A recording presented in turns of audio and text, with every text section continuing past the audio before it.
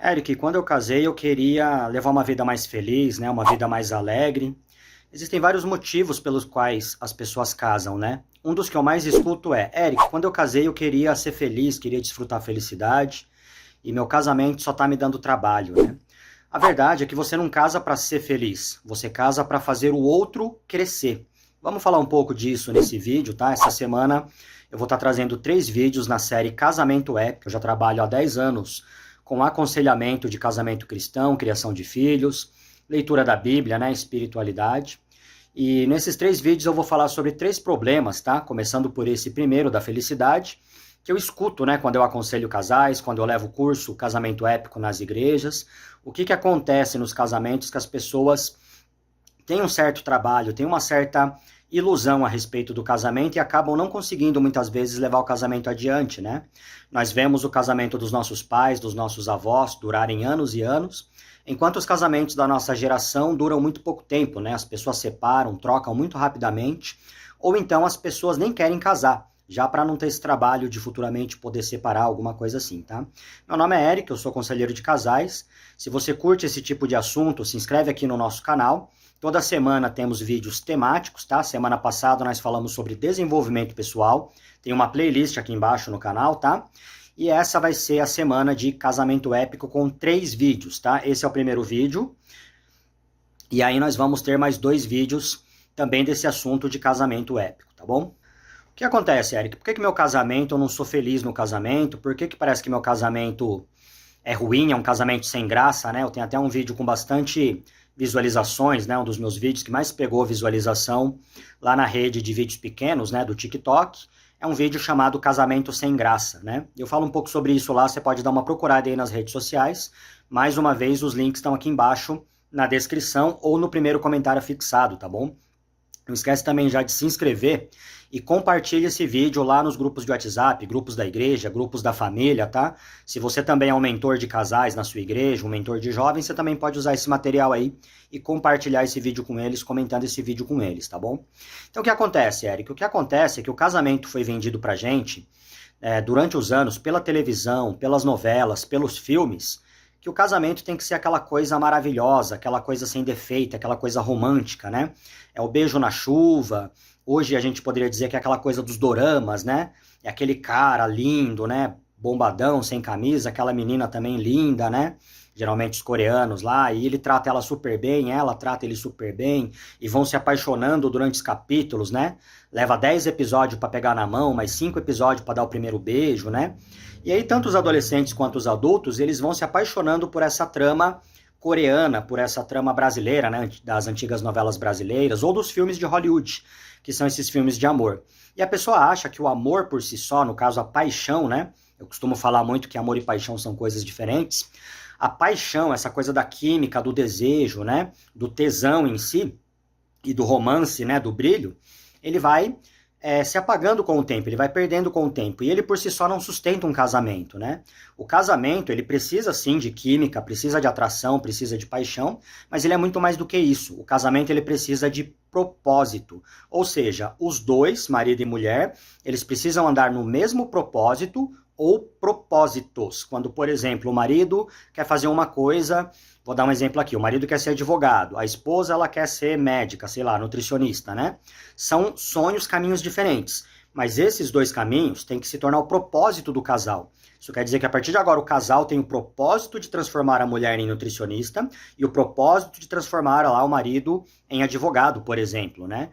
E com o tempo vai entrando também os propósitos, os sonhos dos filhos, né, de outros membros também da família. Então perceba que ao mesmo tempo, né, que Hollywood vai vendendo uma imagem de casamento pra gente, que a gente se ilude, a gente começa a sonhar, quando eu atendo casais, né, que vêm me pedir aconselhamento, que estão brigando muito, que querem se reconciliar, né, ou alguns que já até chegaram à beira do divórcio, e quando eu vou conversar com essas pessoas, às vezes amigos pessoais, amigos próximos, às vezes membro de alguma igreja, né? Que algum pastor me convida para ajudar a aconselhar, ou de alguma igreja que eu levei curso e que me chamam de canto para aconselhar depois. Geralmente eles falam assim: ah, Eric, o amor acabou. É o que nós chamamos de incompatibilidade de gênios, né? Eu não amo mais, eu não sinto mais nada por essa pessoa. E a verdade é que amor não é sentimento, né? Quantas vezes no decorrer de 10 anos de casamento, a minha esposa falou para mim: Eric, eu quero divórcio, eu quero ir embora, eu quero me separar. Minha esposa, ela tem um jeito bem genioso, ela é italiana, né? E por muitas vezes ela achava que ela não conseguiria ficar casada ou ser casada, né? Ela não se acha merecedora, ela achava, né, que em algum momento ela iria sofrer ou que eu iria fazer ela sofrer como outros homens fizeram, né? E às vezes ela queria encerrar esse ciclo antes disso acontecer. E eu falava para ela, eu vou continuar com você até o último momento. Se você quiser pedir o divórcio, a separação, eu não vou impedir. Como adulto, eu não posso impedir você, que também é adulta, de ir embora do relacionamento se eu não estou conseguindo, né, fazer você feliz, fazer você satisfeita com o nosso casamento, dar a você tudo que eu tenho que dar como marido. Mas, da minha parte, eu não vou te dar o divórcio até o último segundo que eu puder lutar. Por quê? Porque o amor é uma decisão, tá? O romance, a paixão, ela pode ser um sentimento, mas o amor, ele é uma decisão. E quando você decide ir até o fim, você se mantém independente dos problemas. Ah, Eric, mas então eu tenho que viver no meu casamento com problema e tudo, se eu tô infeliz, muitas vezes sem sexo, muitas vezes sem dinheiro, muitas vezes sem carinho, sem atenção, né? Quais são as situações? Se você tá num casamento e você quer manter esse casamento, você quer lutar por esse casamento, foi assim que eu fiz, foi assim que eu aprendi, foi assim que eu me tornei instrutor e mentor de casais, primeiro para consertar meu casamento, depois para aconselhar outros maridos e mulheres, né, outros casais cristãos. Você precisa estudar e se aprimorar, você precisa ler livros, participar de workshops, cursos, né, criar uma metodologia, que eu criei a metodologia Casamento Épico, mas existem várias metodologias, vários pastores de casais, pregações, livros, né? Eu gosto muito, por exemplo, do Gary Chapman. Ele trabalha com um livro que é muito bom você ler, As 5 Linguagens do Amor, e tem vários outros livros desse autor, Gary Chapman. Tem também os irmãos Kendricks, né, com vários livros, eles são da linha daquele filme O Desafio de Amar, que é um livro do bombeiro, né, o Caleb, que ele faz de tudo lá para recuperar o casamento dele com a Catherine, né, você deve acompanhar muito cortes aí também. Então perceba, você não precisa viver um casamento ruim só porque você escolheu estar casado. O casamento, ele é uma aliança, você tem que levar ele até o fim, até as últimas consequências. Mas você pode consertar o que está quebrado, você pode ir arrumando o que está com problemas. Nossos pais faziam isso, nossos avós faziam isso, né? O divórcio, ele deveria ser a última opção em última instância no casamento cristão, né? Em qualquer casamento, mas principalmente no casamento cristão, né? Por exemplo, Eric, quando que eu deveria pedir o divórcio, né? A Bíblia fala pra gente em caso de imoralidade sexual, adultério, né? Meu marido me traiu, minha esposa me traiu. Você tá livre para pedir o divórcio, embora até isso eu já vi pessoas que perdoaram a traição, né, e conseguiram continuar o casamento. Ah, Eric, eu não conseguiria ser traído e continuar o casamento. De fato, muitas pessoas não conseguiriam, tá? Mas existem pessoas que têm esse chamado, têm esse dom, que conseguem perdoar, conseguem se arrepender e elas conseguem restaurar o casamento, tá? Não são todos, na verdade, a minoria, mas acontece. Tem casais que se separam, né? Então, adultério, moralidade sexual segundo a Bíblia. O segundo ponto seria a violência, né? Ou abuso físico ou psicológico, tá? Mulheres que apanham do marido em casa, pessoas que sofrem, sei lá, chantagem psicológica, medo psicológico, né? E coisas desse tipo, tá? Esses especialmente tem que não só separar e divorciar, mas também chamar a polícia, né? Se você é uma mulher, tá vendo esse vídeo, você apanha do seu marido, você sofre algum tipo de abuso psicológico, tem que procurar a polícia, tem que procurar ajuda, tem que procurar o seu pai, seus irmãos, seus tios, seus primos, homens da família, né? Para que esses homens protejam você, tá? E você que é um homem que tem alguém na família que tá passando por abuso, você tem que se posicionar, tá? Você tem que ir lá ajudar, proteger, guiar, né? Se for necessário chamar a polícia, o que quer que seja. Então perceba que o casamento épico, você só vai divorciar em última instância, quando você já tentou de tudo e não deu mais certo, quando você já fez tudo que estava no seu alcance, você lutou até as últimas forças. O divórcio, ele não deveria ser a primeira opção, né? Seja por incompatibilidade de gênio, seja por problemas na sexualidade, seja por problemas nas finanças, tá? Não estou falando que é fácil, não estou falando que é agradável, mas estou falando que é possível você aprender e você guiar um casamento para um casamento alegre, um casamento feliz, né? E para isso, para você ter um casamento feliz, um casamento alegre, o seu casamento ele tem que ter propósito, porque a gente não casa para ser feliz, né? A gente casa para fazer o outro feliz. E na verdade não é nem para fazer o outro feliz, mas para fazer o outro crescer. Se a minha esposa cresce, eu cresço, porque nós somos uma só carne. Se eu cresço, minha esposa cresce. Então aqui em casa, por exemplo, a gente tem 3 filhos, né? Eu e minha esposa, nós temos planos, propósitos para cada mês, para cada ano, para cada filho tem seu sonho, seu propósito. Eu tenho os meus sonhos, minha esposa tem os sonhos dela, nós temos os sonhos em conjunto. Então tudo na casa a gente faz, eu faço, meus filhos fazem, minha esposa faz, voltado para os propósitos da família. Né? Qual que é o propósito para o meu filho crescer mais, para minha esposa crescer mais, para mim crescer mais, para a nossa família crescer mais e desfrutar mais, né? Então você tem que ter esses propósitos muito clarificados. Meu propósito é financeiro, meu propósito é uma carreira, meu propósito é servir mais na igreja, meu propósito, né? Eric, quando a esposa não compartilha do propósito, o marido não compartilha do propósito, né? Eu, por exemplo, tenho o sonho de morar numa chácara, uma casa rural, vamos dizer assim, um lugar mais afastado da cidade. A minha esposa, ela não concorda muito, mas ela aceita, no caso, né, com algumas condições, algo que facilite pro lado dela também. Por exemplo, ela falou que se for não muito afastado da cidade, mas mais ou menos, ela topa morar num lugar mais rural. Ela não quer criar bicho, eu também não quero criar boi, galinha, o que quer que seja, eu só quero ter uma área mais perto da natureza para mim morar. Então nós dois combinamos nisso, né? Uma outra coisa que ela pede, óbvio, é que a gente tenha um carro para se locomover, não ficar dependendo de ônibus, por exemplo. Então perceba que às vezes a sua esposa ela não quer o seu sonho, mas ela pode te ajudar nele com algumas condições ou não. E o seu marido é a mesma coisa, às vezes você tem um sonho, conversa com o seu marido, ele também vai estipular algumas condições, ele pode não querer aquilo, mas ele te ajuda naquela direção. Eric, das técnicas que você ensina lá no curso Casamento Épico, o que você ensina tanto, o que tem lá, o que as pessoas aprendem quando você leva o curso na igreja, né? Dá uma palhinha aí pra gente, explica um pouquinho pra gente, tá? A verdade, eu vou falar aqui sobre 3 técnicas que eu trago lá no curso Casamento Épico, tá? Pra vocês já colocar em prática, estudar, aprender sobre isso, pesquisar sobre isso também, mas é que lá no curso eu faço isso por módulos. Então a gente tira um dia para estudar cada coisa porque é muito amplo, né? Não dá para trazer aqui em um vídeo ou em uma série de vídeos. Ou eu teria que gravar um vídeo sobre cada tema específico, tá? Se vocês quiserem, coloca aí nos comentários e eu vou trazendo vídeos sobre cada tema do casamento, né? O primeiro deles é a comunicação poderosa e eficaz, tá?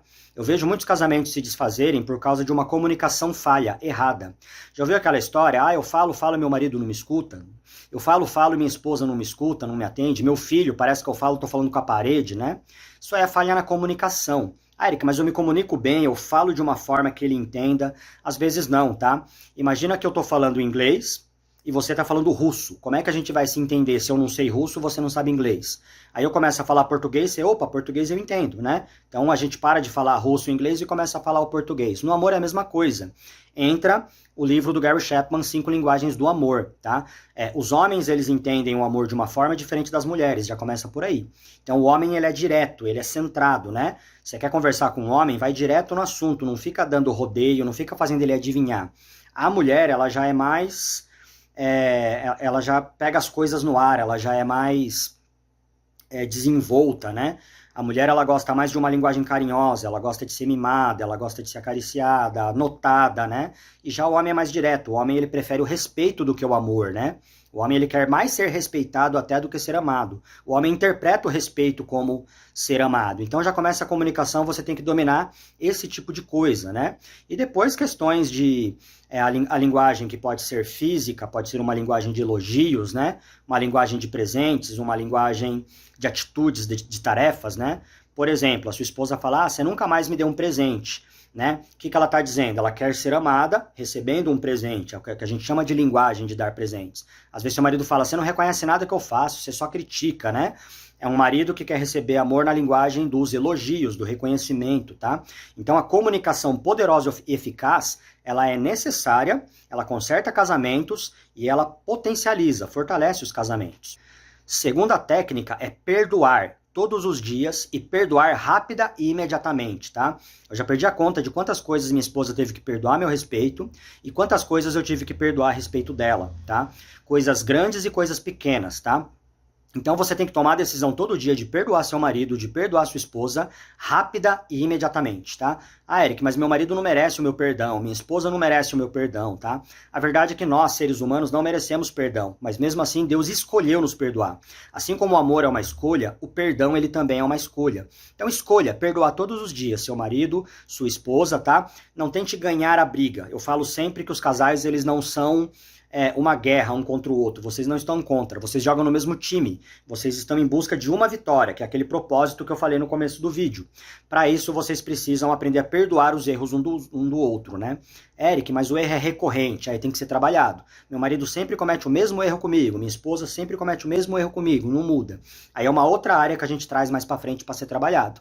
Mas se todo erro que seu marido fizer, todo erro que a esposa fizer, você não perdoar, você vai arrastar um casamento pesado, né? Para vocês dois avançarem no mesmo propósito, decida hoje perdoar imediata e rapidamente.